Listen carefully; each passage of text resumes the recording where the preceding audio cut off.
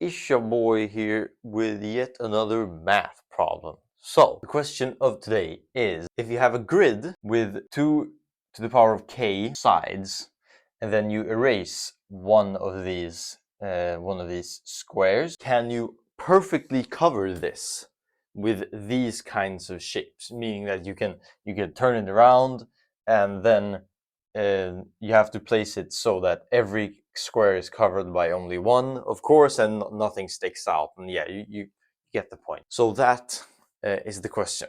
Is that possible? And if so, prove it. So if you want to think for yourself, then pause the video. Otherwise, here is the solution, or at least my train of thought. So I would do this by induction, I think. So firstly, we just start out with the most simple case there is, where we just have a 2 by 2, so k is equal to 1. Yes, exactly. K is equal to 1, have a 2 by 2 square, then obviously you just put it here. Like if this is your square, then you just put it there, and okay, so done.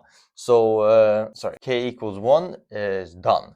And then now we make an induction assumption. So we assume that we can perfectly fill a 2 to the power of k by 2 to the power of k squared. So that is our induction assumption. And now we have to prove it for when k is k plus 1, you could say. So okay, so let's draw a new picture here. Okay, so now we have our new board where we have, instead of 2 to the power of k, we have 2 to the power of k plus 1, which is obviously twice as wide, and it's also twice as tall, because this is also 2 to the power of k plus 1.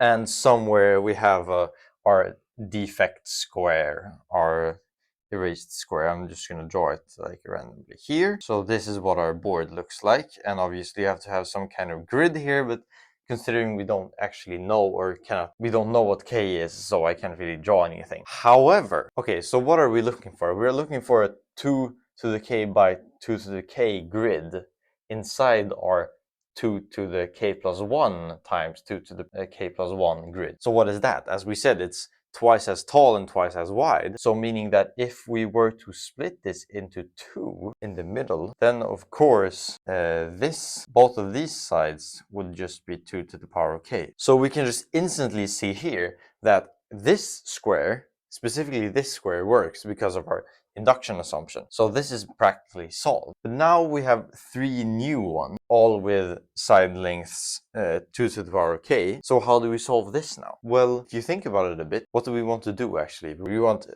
a grid where we have just one occupied square, because then we can use our induction assumption. So can we in one move make all of these 3 contain just one occupied square? And yes, we can. That is, if you twist it that way and then put it right in the middle, meaning you put it this way. I don't know if you can see that, but yeah, I can draw it bigger. Wait, so you draw it, you put it in like that. So now one square here, one square is occupied in each of these quadrants, and therefore all of these can be assumed to work because of our induction assumption. And therefore, according to the induction axiom, the proof is concluded. So yeah, that was actually everything. But it's just I just like this problem because it's like more often when you use induction, it's more like a number theory kind of things, but it really doesn't have to. And this was a really nice example of that. So yes, hope you enjoyed the video. Make sure to check out the link in the description, and yeah, I'll see you some other time. Bye bye.